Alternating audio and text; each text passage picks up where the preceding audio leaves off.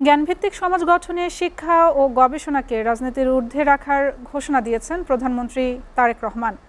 ঢাকার ওসমানী স্মৃতি মিলনায়তনে আয়োজিত অমর একুশে পদক 2026 প্রদান অনুষ্ঠানে তিনি বলেন, একটি সমৃদ্ধ ও উদার গণতান্ত্রিক রাষ্ট্র গঠনে মেধার মূল্যায়ন নিশ্চিত করতে সরকার বদ্ধপরিকর।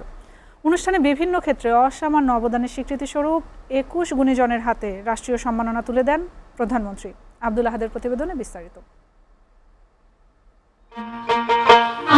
ফাগুনের আবহে ভাষা শহীদদের ত্যাগের স্মৃতিকে ধারণ করে উদযাপিত হল 21শে পদক 2026।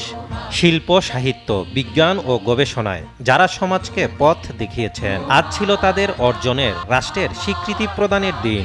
পদক গ্রহণ করার জন্য মাননীয় প্রধানমন্ত্রীর নিকট জাতীয় জীবনের বিভিন্ন ক্ষেত্রে অবদানের স্বীকৃতি হিসেবে 9 জন বিশিষ্ট ব্যক্তি ও একটি স্বনামধন্য প্রতিষ্ঠানকে দেশের দ্বিতীয় সর্বোচ্চ বেসরকারি সম্মাননা 21শে পদক তুলে দেন প্রধানমন্ত্রী তারেক রহমান। ফরিদা আক্তার, যার মধ্যে রয়েছে অভিনয়ে ফরিদা আক্তার ববিতা, চারুকলায় অধ্যাপক ডক্টর মোহাম্মদ আব্দুস সাত্তার, সঙ্গীতে আয়ুব বাচ্চু, সাংবাদিকতায় শফিক রেহমান সহ বিশিষ্টজনরা। শফিক রহমান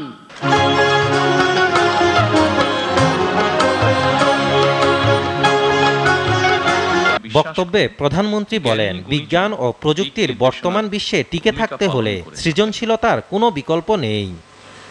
একটি রাষ্ট্র এবং সমাজে কৃতি মানুষদের সংখ্যা যত বেশি বাড়তে থাকবে, সমৃদ্ধি এবং নৈতিকতার মানদণ্ডে সেই সমাজ তত বেশি আলোকিত হতে। শিক্ষা, গবেষণা ও শিল্প সাহিত্যের চর্চাকে রাজনীতিকরণ কখনো সভ্য সমাজের পরিচয় নয় বলেও আখ্যা দেন সরকার প্রধান। বলেন, গণতান্ত্রিক রাষ্ট্র গঠনে মেধার মূল্যায়ন নিশ্চিত করতে বদ্ধপরিকর বর্তমান সরকার। শিক্ষা, গবেষণা এবং শিল্প সাহিত্য চর্চাকে রাজনীতিকরণ করা কখনোই সভ্য সমাজের পরিচয়ক নয়।